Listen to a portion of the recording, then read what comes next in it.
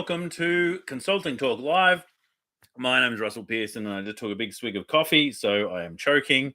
But it's good to have you here for those people who are live on the call. And if you are watching this in replay, I'd love you to let me know that you're watching it too. So make sure to type in comments, add your questions, and all those things so that we can continue to have a conversation even after the live call has completed. Today, I want to talk about your role as a consultant and the different roles that you play and the archetypal roles that you play, and how we really, in one sense, I think as an industry, we're not doing nearly as much as we probably should. And in the other, I think that we put things in our way that actually trip ourselves up to probably have less successful businesses, or at least make it a lot harder to run. So there's a few things I want to talk about today to make your business easier to run. The other is like, what is the ultimate expression of you as a consultant? And let's talk about those and have some tangible activities with it. So if you've got any questions that you want to add in for future shows, and if you haven't already, you can go back and have a look at the past shows. But if you go to consultingquestions.com, then you can add a question there. And we love receiving questions because we answer them live on the show. But today I want to talk about sort of the role. And the reason I want to talk about that is because there are many people who are getting into the consulting profession. And I think for many of those people, they have like an idea about what a consultant is or should be. And they're in that they're kind of making some mistakes. And so I want to make sure that you are armed with a little bit more detail so you can choose, and have a business where you can select the things that you want inside it. Coffee, not alcohol. So, consulting. So there's two aspects to it. Number one, here's a myth that I see a lot of people who are getting into the space are bringing to our conversations or to my conversations. And that is that I need to productize what I have to offer. Now, the challenge with that is that, and I know there's all these people out there saying that you should productize and it's the fastest way to get repeat sales. But it's number one, it's not. Right? It's simply not. There are easy ways of creating products down the track. Once you've had enough conversations that you've been running your business for a while and you know what people want on repeat, that's a different scenario. What I see a lot of people doing is thinking that they need to productize when they start their business. And these are people with expertise. They've got all these expertise, they've got all these smarts, and they're being told, or I think what they're doing is they're actually listening to this sort of new breed of coaching, really coming out of Russell Brunson and a number of others, who are telling the person that they don't have to have expertise. They just need to be like one chapter ahead in the book and you can start running a coaching practice. That's not what I'm talking about with consulting. I'm talking about a consultant being a specialist with expertise and experience that can help people navigate their way forward in whatever space that you're in. Right. So it's specialist consulting. They have specialist knowledge. Now, there are generalist consultants, and me and Alan Weiss had a good conversation about generalists. But in the generalist conversation, it's not just that you're generally helping people with things. It means that you can help people because you are a specialist in facilitating, right? Your speciality is in facilitating outcomes. So facilitating plans and strategies and scoping of works or whatever it might be. There is a specialization in there. So people who are thinking that they need to productize, it's the equivalent in the healthcare industry of making a pill without actually knowing what problem they're trying to solve. Like, what illness are we trying to cure with this pill? Well, we don't know. Well, we go, oh, well, a lot of people have cancer. So if we can attack cancer, then great, we'll make this pill for that. But what type of cancer? What are all the different ways that this illness shows up? And so there's these people who believe that they need to productize, and in doing the productization, they are getting less sales because it's not 100% relevant to the individual. I'll show you how to make it relevant in a minute. And they're also not getting many referrals. They're also not getting many people coming back because it's not built ideally for the individual that they're selling it to. They make these promises and the promise isn't kept. So rather than productize, it is far better to diagnose, right? So you as a consultant, especially in the early days, are a doctor. And I don't care if you see yourself as a specialist, who gets referrals, or you are a GP, a general practitioner. I think when you start and you're not 100% sure of where you're going to take your specialization, even if you've got 30 years of specialization before starting a business, when you start a business, it's going to be new. Go into the general practice piece, right? So people come to you. And ideally, if you can focus in on a specific niche, then there'll be a specific type of person who comes to you, and you will help them diagnose their situation. Because if you can help with the symptom, so they'll bring symptoms to you, and you can identify those symptoms, and then you can ask them, do they want to get rid of those symptoms? And they say yes. Then number one, you've got to engage prospect, right? From there, it's about helping them create the steps to prescribe a treatment for the symptoms they're experiencing. Now, in the process of diagnosing people, you'll identify what is causing the symptoms. But as you've probably experienced if you've ever been to a doctor, unless they can explain the cause in a simple way, it becomes very confusing for the individual who's listening. So, becoming good at conversation, communication, and communicating with a person who doesn't have your decades of experience behind them is a key part of that diagnostic process. And so the reason why we diagnose is because we don't have to come up with a product. We can go to market now talking about the results that we create for people, because the result isn't always going to be one way. There's not just one way to get a result. It's based off the situation that the client is in and the outcome specifically that they want. Let's say that they wanted more clients, right? So that's the result that I get for people. But how many more clients? What type of clients? Where are those clients? What industries are those clients? There's so many variables that if I just created a product that just goes, this gets you clients, it's going to be very broad and generalized and not as effective as what I can do if I make use a diagnosed process and actually then prescribe a treatment or prescribe a plan. All right. So you are the doctor, right, when you're starting out. But I want to take it further than that because there are a lot of people out there who are not starting out. And so, if you are not starting out, if you've been running this for a while and you know how to do the diagnostic process and you know that you can get clients that way because it's a more effective way to do conversational sales to get a yes rather than try and guess at what people want. Because the reality is, if you're just guessing at the pill that you're going to give to people, you go, here, take the pill, take the pill, take the pill. It's malpractice, right? So, if you're doing that, you're going to potentially harm people and certainly not get them the result 9 times out of 10. So you'll be lucky if you're getting the result. So we diagnose and we prescribe. So that's number one. But if you've been doing it for a while and you already understand that process, let's talk about the other side of things. So this is not all people in this space that I'm about to say, but it is a lot of the people in this space. Management consultants. I like management consultants, but it's fascinating to listen to the conversations around management consulting right now. Everybody in that space, not everybody, an unfair statement, but a lot of people in that space are talking about the ethical concerns of emerging technology. They're talking about oversight with emerging technology. And I understand why they're saying that, because risk and risk reduction is a big part of their role, but it's not the only part of their role, right? They're doing it because they're scared of these emerging technologies taking their role. They're worried about artificial intelligence coming in and being the advisor for them, and in doing that, they're playing a protectionist defensive game where it's like, oh, we can't let it in. We've got to have oversight, and we've got to make sure that there is all these ethical concerns with regards to it. And they're right. There are ethical concerns with it. But the reality is the people who are using it are not caring about that. They're using it, and the horse is bolted. They've already started using it in a case where oversight is not going to help. And so these governments, where people are working as management consultants in particular, and that's the fascinating piece, that so many management consultants rely on government to actually be the people that are feeding them.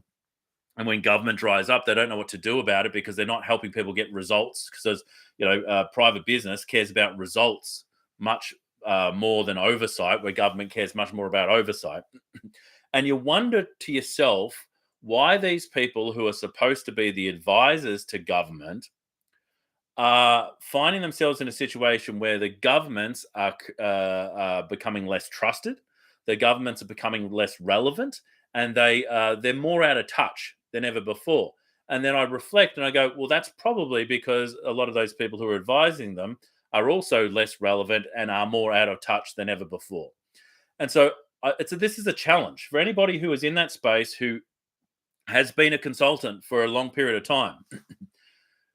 You are the Merlin, right? You are the Merlin that sits on the left-hand side of the king, right? So king, queen, whatever it is, the ruler.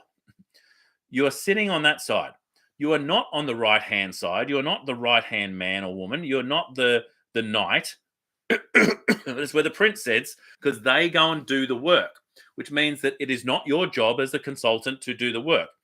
As a consultant, it is your job to give counsel. That's literally what consulting means, right? It's from consulere, which is to give counsel. People come to you for counsel, which means you need to sit on the left-hand side in the archetypal view next to a ruler. So the ruler is the person who has control of the things.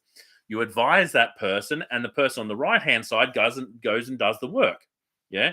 So if you're stuck in a contract where you are doing the work, you are not the advisor, right? So number one, understand that. Number two, if you know that you're supposed to be in the advisor position, if you know you're supposed to be the Merlin to these people, then we need to be in a position where we can be strong enough, where we can be honest enough, where we can be what we need to be to help them achieve their prophecy, to help them achieve this grand, I keep saying grand outcome for their world. Now, if that's in the case of the political spaces, please help these people be legendary leaders, right? How do you do that? Well, you don't do it through protectionist methodology. You don't do it through just appealing to short-term concerns. You help them be the person that they need to be to achieve the things that they want to achieve. And so you as a consultant isn't just giving advice on some small area of their life or business. You as a consultant is the Merlin that actually helps to shape and champion this individual so they can go on and succeed. And I don't think enough people understand that. I think that there are people who are, and why I'm picking on management consultants is I spent a lot of time with them over the last couple of years, and it's not always the case. But management consultants, mortgage brokers, financial planners, there is this protectionist situation where they're trying to make more money with less work, but they're doing it in a way that actually removes their relevancy. They're trying to do it through systems rather than through counsel.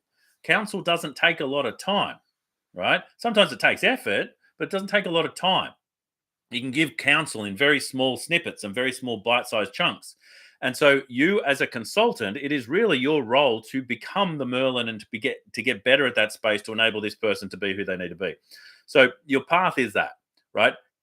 Interestingly, if you look at the mythology, of Merlin, there is a lot of situations where Merlin's things have gone wrong. Number one, he gets the assistant to do the work without real guidance and training and understanding, and then things go pear-shaped. The other is that he brings his ego into the conversation, and he tries to steer it away from where the king wants to go. And in doing that, he undermines himself and ends up getting trapped and then potentially getting killed in different situations.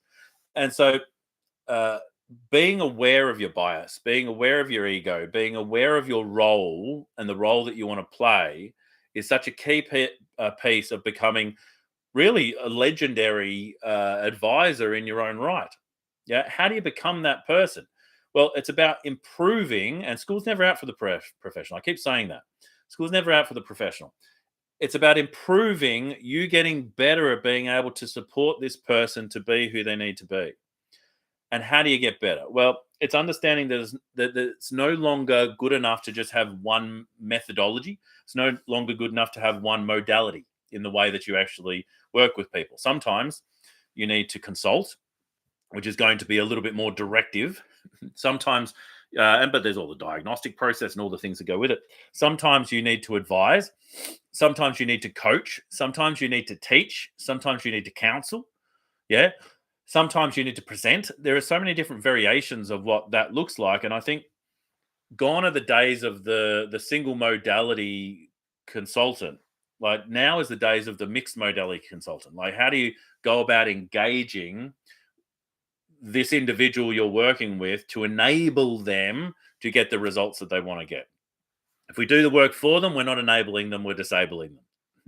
If we're not giving honest, um, if we can't be honest about the things that we want to say when we need to say them, then we're not in a situation where we are that advisor. In fact, we're probably a lackey at best. And so we need to be up there to be advising people and sitting on that left hand side, not in a Machiavellian way that we're whispering and playing politics and all those sort of things. I think you can be careful of that. I think we've got to sit above the politics, and we've actually got to talk about prophecy, and we've got to talk about real results, and we've got to talk about opportunity and the where the world should go. And so, while on one hand, when you start out in a business, I don't want you to use a crystal ball to try and guess at what products you should be creating for clients. You should be working with them in a conversational way to diagnose and then to create treatment plans. But then later on, I think it is your role to understand the context of what's happening globally and environmentally around your clientele and start to create a bit of prophecy. Start to actually look out a little bit further and say, what is coming down the pipe? What do we need to be aware of? What's happening? Rather than just looking at the short term play, which seems to be the case right now. And while I mentioned financial advisors as well, just before, mortgage brokers, is that financial advisors, a royal commission happens as to the way that they've been working, because really they've been a lot of people, not all of them, there's some fantastic financial advisors, but a lot of them have been sort of just really not giving formalized advice or good advice. They've actually just been becoming product shills, like you see so many of these people in the healthcare space, right? They're like, you come in, you answer a few questions on some form, you don't really have a solid conversation with them, and then you make recommendations about what products they give, usually based off some sort of commission. Now, interestingly, the Royal Commission comes down, and their findings say that, all right, well, we need to have people go back to do some education, and so half of the people in that space quit. They quit. Oh, I shouldn't need to do all this education. I shouldn't need to do this thing. You should be doing more education anyway. Now, it doesn't have to be the formalized education that happens within university, but that's what they forced you to do. I completely understand that it doesn't feel fair, but you should be doing education on an ongoing basis. And I'm not talking about the bullshit version of that where you attend a networking function and some Girl Scout gets you a talk about what's happening in their local community, and then you get signed off as having some sort of that was professional development. I'm not talking about that. I'm talking about you getting better at the thing you do so that you can get better at giving advice. The amount of people who are in the financial advice category who are actually giving advice is tiny, right? Those people are fantastic, but the rest of the people are just creating like a machine of product sales. And so, the Royal Commission comes out, bang. Another Royal Commission comes out around consulting in the government space. And it's no wonder, because people are so focused on being told what to do. So many people are focused on short-term outcomes to keep their job. So many people are focused on oversight and risk, rather than actually helping people to get results. And it's a problem. It is a real problem. And I think what's cool about the business that you're in, if you're running a consulting business, is you get to select what type of business you have. You get to select the clients that you want. You get to work with who you want. You get to work how you want. And my call to action in this video is that there is always this opportunity to get better as the Merlin, to get better as the left-hand side to the ruler, to the left-hand side to the king or the queen, the client. They need to do the work, because it's them that you're creating the outcomes for, or helping them create the outcomes for themselves, but you're there to guide them. You're a guide, right? You're an advisor, you're a consultant. And so I challenge you to look at ways to get better at that, to get better at conversational sales, to get better at negotiation, to get better at influence, right? But also to get better at understanding where your ego starts and where the help and prophecy for your clients begins. So you got to look at where the ego ends, because otherwise you are biasing the conversation in a way that is not going to be helpful. Now you might have a larger agenda. There might be agenda of like, I want to save the planet through this path. Great. But in that, I don't feel like you're a consultant. You might be using a consultant modality to do the work, but you're a different archetype, right? If you're doing it because you want to support the other people who want to save the planet, great, because then your missions are aligned, and that's a great focus. And then the key is like, are there enough of those people who need enough advisors? And then is this something that's in demand? And then is this something that are you valuable enough for this? Value, big conversation, right? But I think the part, without diving too far deep into that again today, and by the way, if you've got any questions about this, please ask. If you've got any statements about this, just put them in. I'd love to hear what you've got to say. And obviously, you can put for other questions in consultingquestions.com. But the big thing I want to get today is that you need to look at what you're doing and say, does it fit into one of those two archetypes? Does it fit into the doctor archetype, where we are not just giving people pills without diagnostic, right? Because it's malpractice.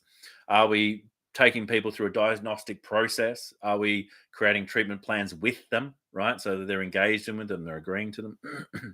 And or are we moving to the space of Merlin and really looking at the opportunity we have, which is to be part of prophecy, right? We can actually be involved in legendary things if we understand the role that we're here to play.